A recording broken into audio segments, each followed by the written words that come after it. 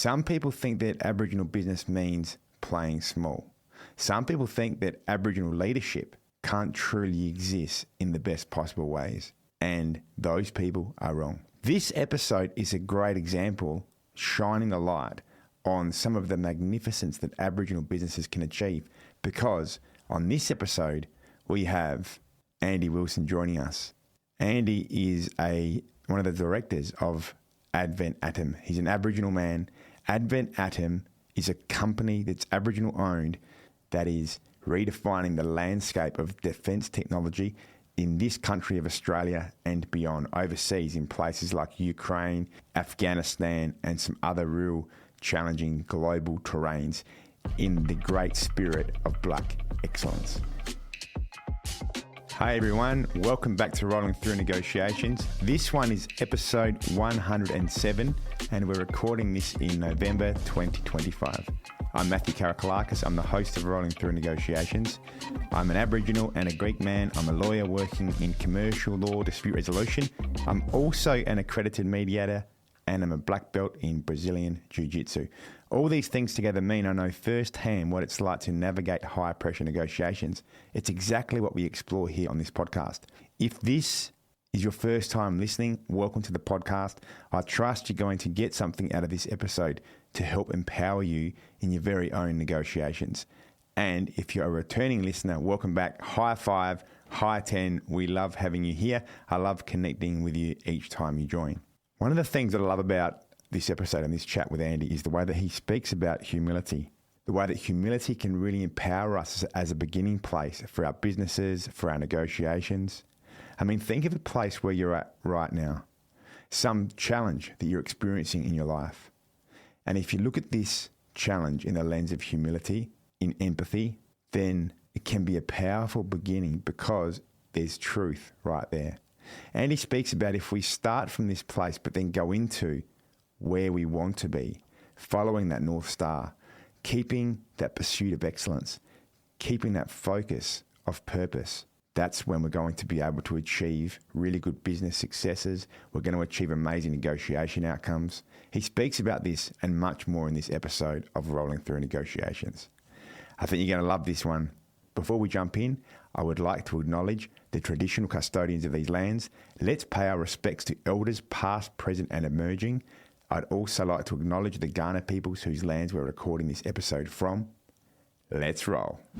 Andy, welcome to Rolling Through Negotiations, brother. Thank you. You have a really amazing business story and you, in your business, operate internationally in such a challenging area of defence and security. Can you explain a little bit about that for listeners and particularly how culture and business can be balanced throughout the critical security work that you do at the front of war zones? Yeah, I'll speak to that. So first of all, I'll give an introduction on how Advent Atum came about. So in 2019, I got the itch after some inspiration from other entrepreneurs to start a company. So I enrolled myself in the University of New South Wales. I was involved in the Nuragili program, but didn't take any pathway through Aboriginal placements or anything like that.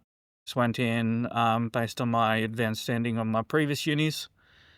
I worked towards developing, originally it was called Project Advent Atum. And for the last 2 years, we were trying to figure out what we should do and what we should build. Essentially wanted to build the world, but obviously can't do that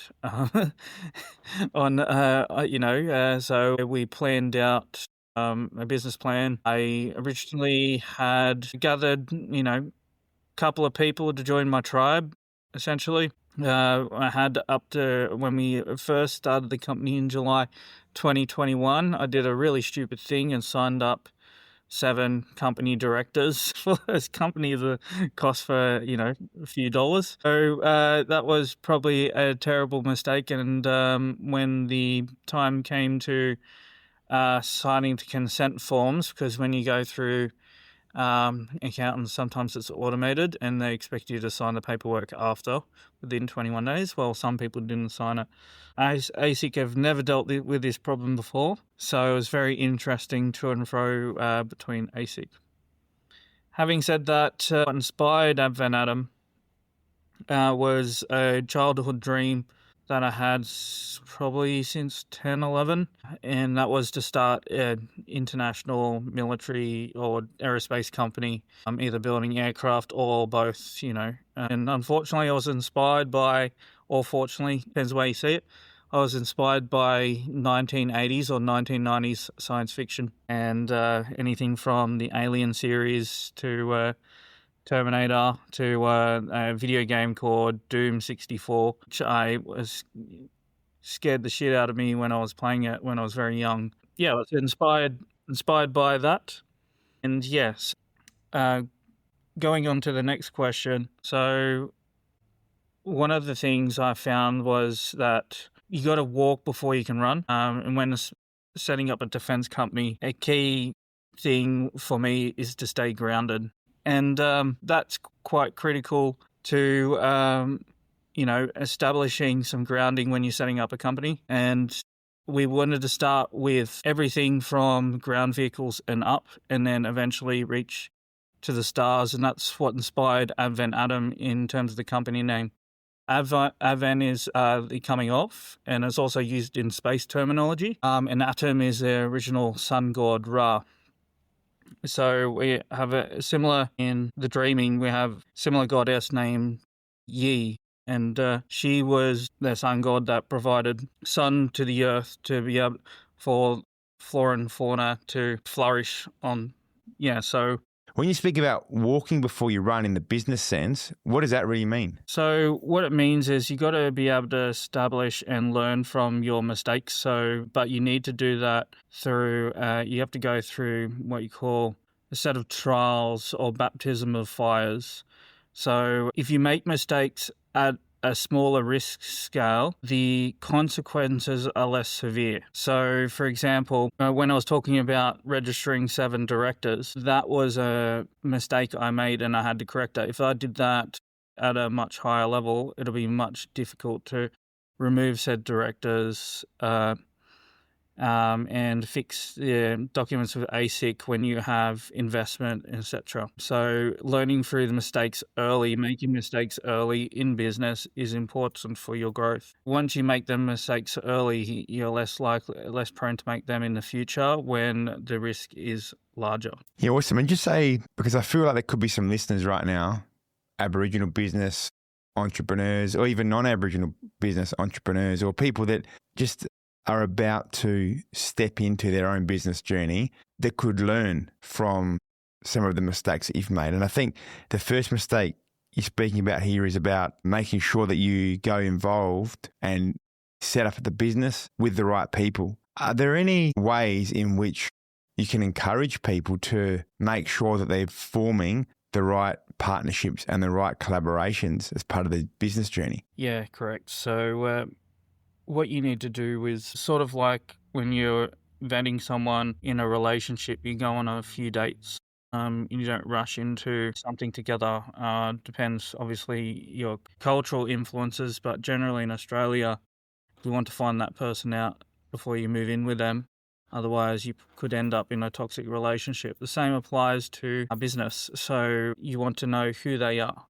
Another analogy is when you're interviewing employees, you take an extended amount of time to find out if they're a right hire. You need to do the same with your business partners and your investors. You need to interview them, not just them interview you, and see if you're a worthy investment. That is my advice. I love the idea about going on a few dates, depending on your culture, depending on where you come from. But if you can go on those dates to find Mr. or Mrs. Right, I think that there can be some benefits in that process, just like what you're saying here in terms of trying before you're buying, understanding what they're about before going into that longer-term business collaboration with them. The other thing that I'm really enjoying, and I think people can pick up right here, is the confidence in which you're sharing this learning. Because business, as in life, as in negotiations, is never going to be completely perfect. We're always going to be doing some things great and always making some mistakes along the way as well. That's part of being human. And the ability to confidently speak of our mistakes, confidently grow from what may have happened to then become better in what we do and even share that lesson to save other people from having to make the same mistake, I think is a real lesson in the way you're speaking of this lesson that you personally learnt so that others can benefit through the confidence in which you share the lesson. I'll go back to culture. So one thing you take back from culture, my learnings especially from my father, is you've got to act with a sense of humility. And that's a way I've always run my business, in integrity. So one of the things is that you've got to practice a sort of set of truth-telling. Truth-telling is just, a lot of people mistake it for just unwashed opinions. Truth-telling is, again, like I was trying to state earlier, is to stay grounded. And there's a thing in data science called ground truths, and those set of truths should establish your direction.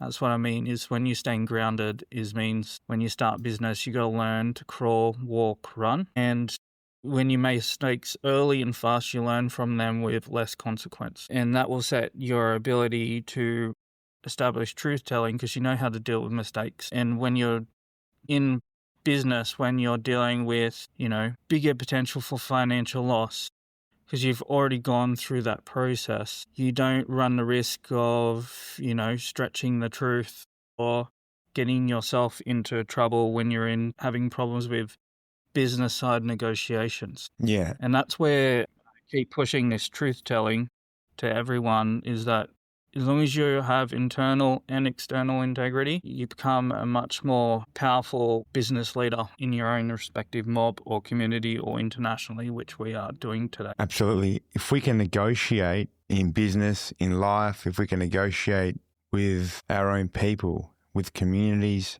with the spirit and values of humility and integrity, I absolutely can see how it makes us better in what we do. It makes us better in our negotiations. It makes us better in our service.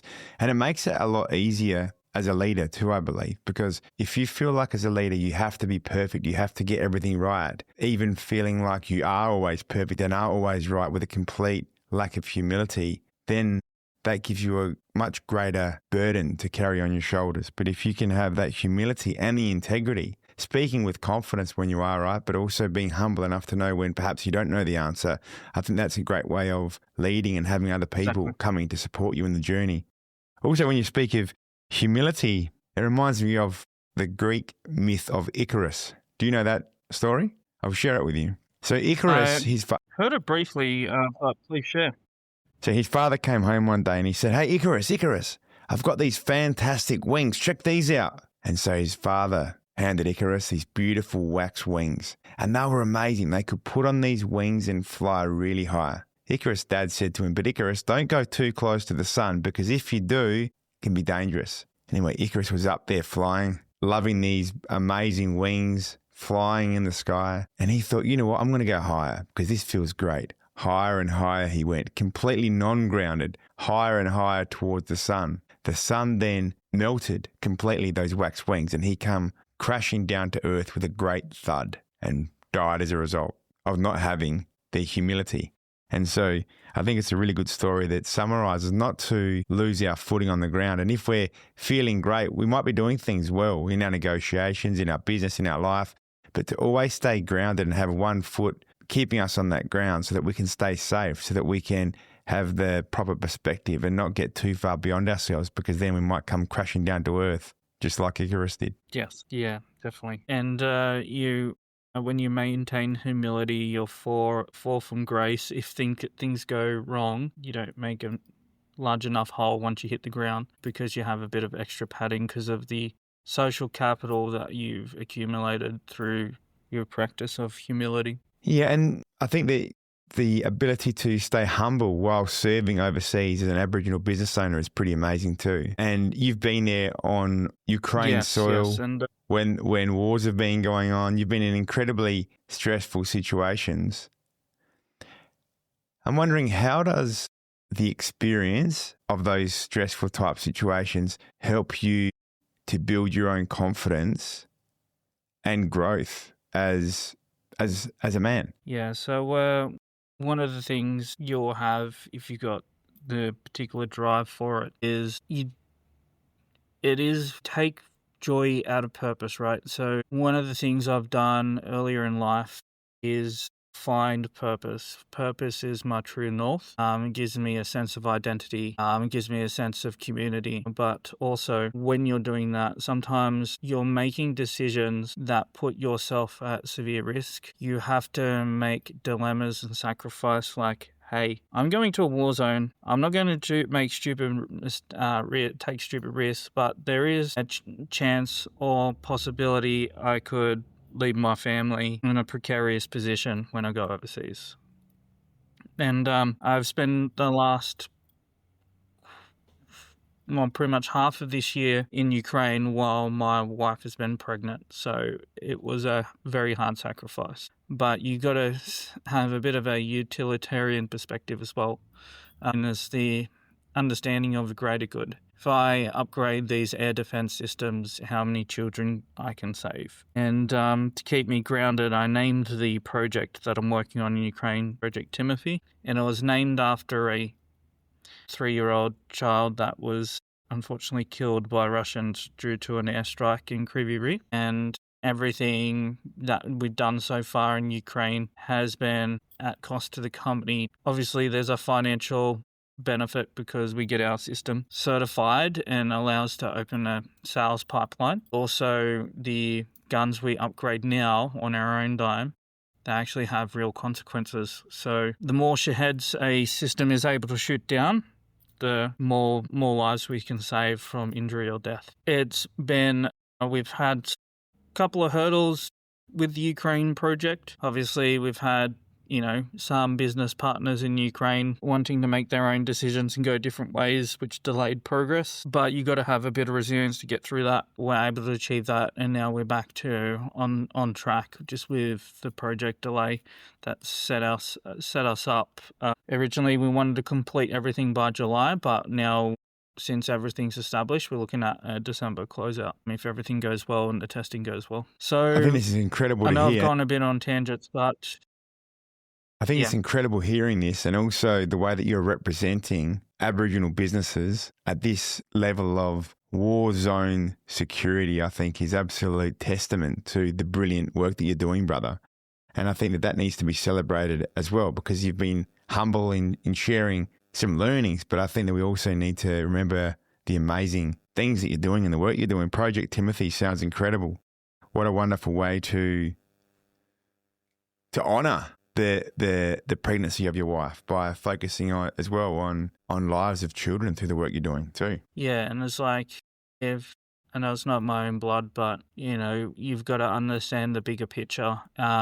Every action has its consequence. And I don't know if you ever read a book by Eric. I think it's Eric Dirkschmid. He wrote some books about the hinges of battle, and the hinges of battle can apply to really anything in life if you sort of understand it. But small decisions can have big consequences. Small actions can change the whole tide of a campaign in conflict. So you can also apply that in business. So every action you make, there is a potential consequence for that. Yeah, every and that's reaction. why always come back. Yes, and there's probably talk about inertia in business. So when you're dealing with bigger companies also, but we go on a tangent there. Coming back to culture again and back to truth telling, when you're dealing with contract negotiations, it's important to come from an ability to have empathy and understanding of the other party. And that becomes more apparent when you're dealing with Eastern Europeans that are used to being, everyone's trying to take a cut, make a quick buck, not looking at the long-term picture. You have to be more conscious of that when you're negotiating with Eastern European business partners. So it makes you more conscious of the way you structure your contracts. Make sure you've got enforcement provisions, but also firstly write it off with your starting point as, if I was this person, what type of contract would they accept? And you try and write it as if you're writing it for them as well. And that's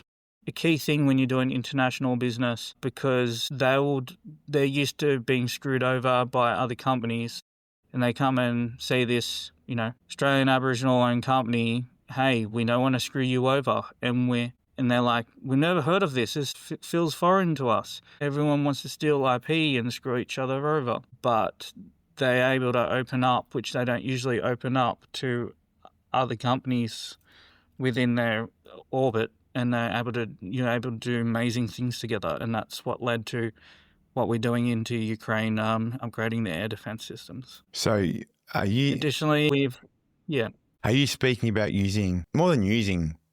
are you speaking about the application of Aboriginal cultural principles being part of the ethos of your company, because your company is an Aboriginal-owned company, and so through these principles that are culturally based, forming amazing international relationships and amazing international business opportunities?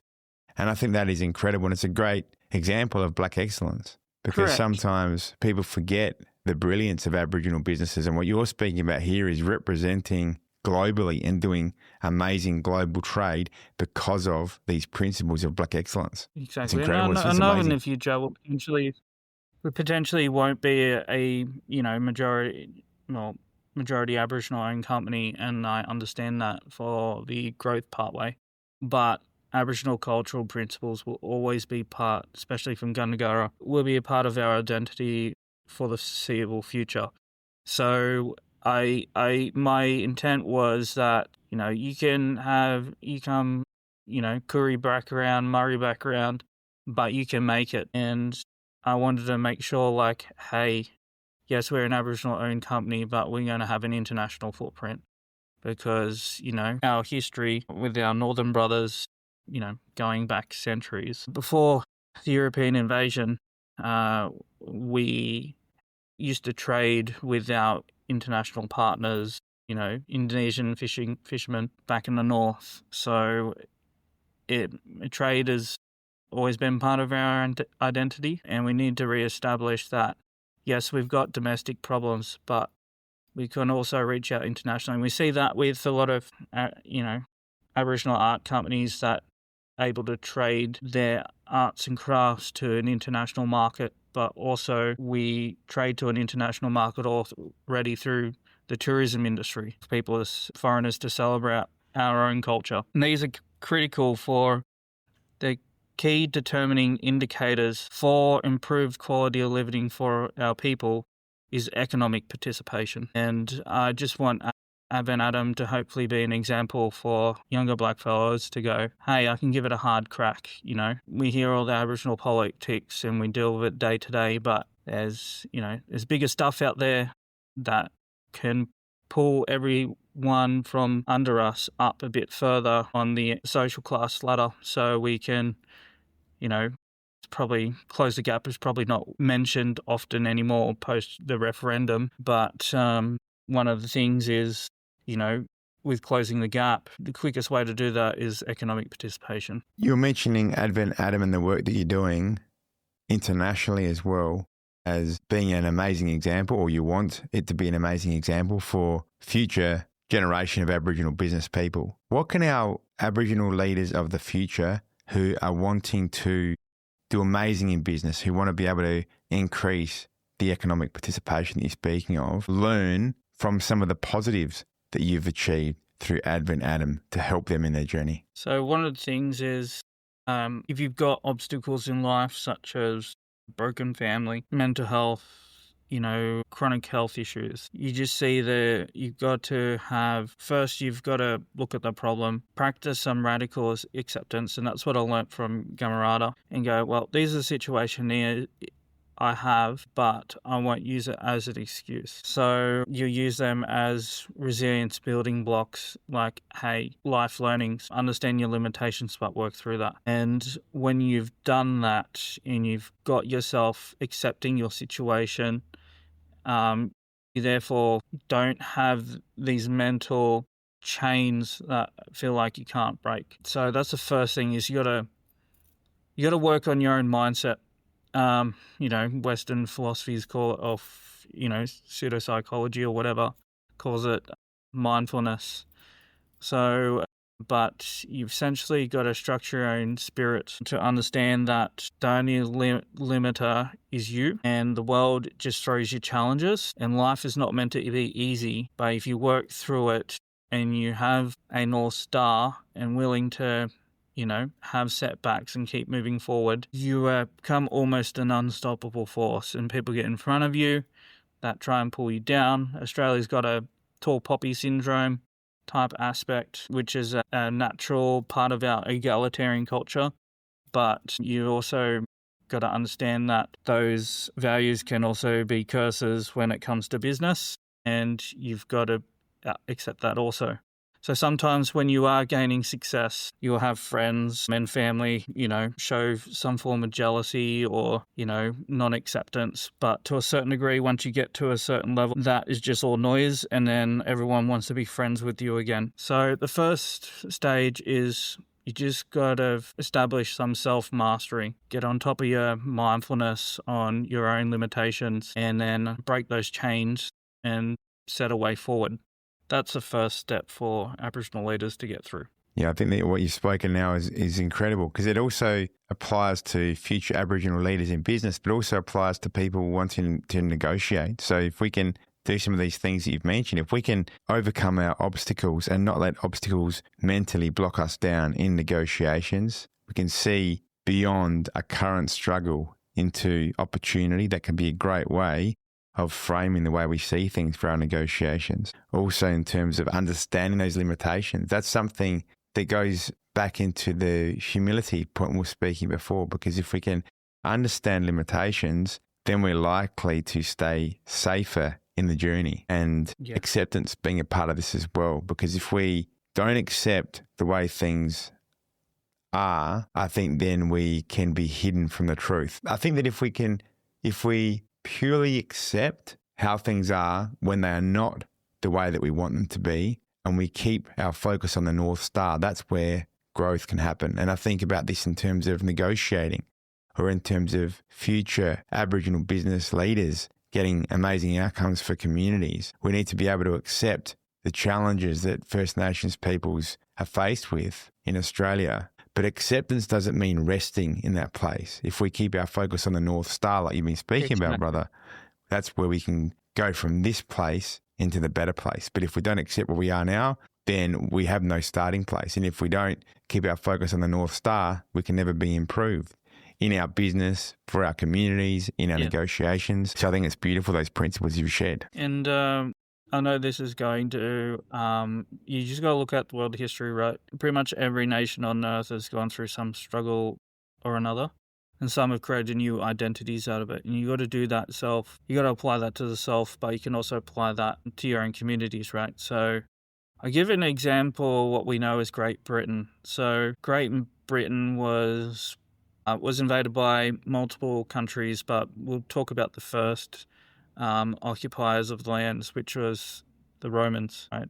So Romans occupied Great Britain for such substantial time, and then the empire fractured, and all these subgroups of people broke into little kingdoms, and there was constant infighting, and as a result, Great Britain was probably the biggest sufferers of the Dark Ages, where they saw not much innovation, development. They suffered mass disease. They lost their ability to do science, incapability to be able to, trade or defend their country from their people, from outsiders such as the Danish Vikings and stuff like that. You've got to sort of apply that understanding that Australia is on its own path, and it takes time to heal. Great Britain took hundreds of years to form a new identity, and it wasn't that perfect when they started, and then they started taking over the world. And unfortunately, Australia was the victim of that about 1788. So it gives you a bit of perspective that, our communities may be fractured, but there is hope, and we can reestablish ourselves, and that will take time. But it requires people to pull together and work together, and to avoid conflicts where conflicts is not needed. So I see a lot of Aboriginal businesses, you can apply this to business, having conflicts with each other on business deals and stuff. And that's probably where you come in, Matthew, is negotiating, essentially contracts, or what we call, between countries, or these treaties which we tried to obtain in a referendum. Those same concepts can be applied to macro scale and the micro scale to yourself, with your communities, with other mobs, and, between other businesses as well. So I know this is a bit of a tangent and it's starting to sound like Jordan Peterson, but you can apply these concepts that even if you're fractured right now, your community's fractured right now, if it still exists, you could potentially rebuild it. It'll just take time. And time is a great healer, but it's also not to your benefit, because we age over time. You've got to, that's sort of like, I'm tying it back to resilience mindset. If you get knocked back down, you get back up.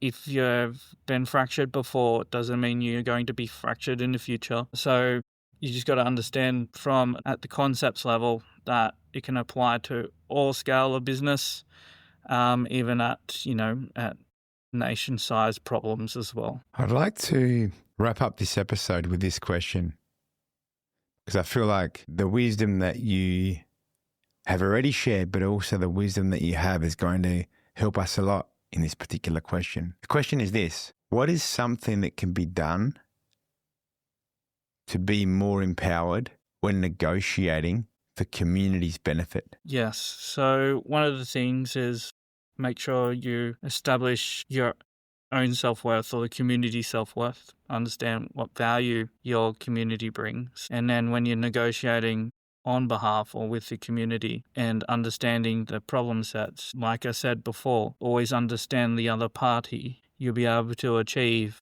greater contracts and better partnerships, better opportunities. So I think that's one thing you can take from that. But you've probably seen my crazy autistic mind on this chat recently, and you've got to also be able to look at concepts and do some what we call abstract reasoning, because you can take lessons from anything in life and you can apply certain learnings from your ancestors and previous dealings before. In common law, you probably call that case law. Those are opportunities to empower you, get you extra tools in your tool belt to conduct better negotiations, get better contracts, not get screwed over financially. And we tie back to time as well. I know it's not one thing, but time is sometimes necessary. So if I've learnt from rushing into contract to close in some money, if you rush your structuring on your contract and you don't have the time to get legal advice, you got to understand that sometimes that rushing will cost you more time in the long run. So, yeah. Beautiful, brother. I've really enjoyed this chat with you today. Appreciated hearing your humility, your wisdom, and the way that you represent Aboriginal peoples internationally. And I think that you're a great example of Black excellence in your company and the work you do, and really excited to see your journey continue, brother. So thanks for being part of rolling through negotiations and sharing this with us today as well. Thanks, appreciate it. I'm more of a writer than a talker, but that's going to change, because that's the next focus of me, is more public speaking. I haven't done it for a while because I've been in the weeds, in the trenches, working on radars, weapon systems. But now I need to be more of a visible leader out and step out of my comfort zone and do more of these. That would just only make me better. Awesome. I trust you guys listening to this episode have taken a lot from Andy's lessons, his wisdom, his humility. Remember, each and every single Thursday, a brand new episode of Rolling Through Negotiations comes out. Till next time, take care, keep negotiating. Us.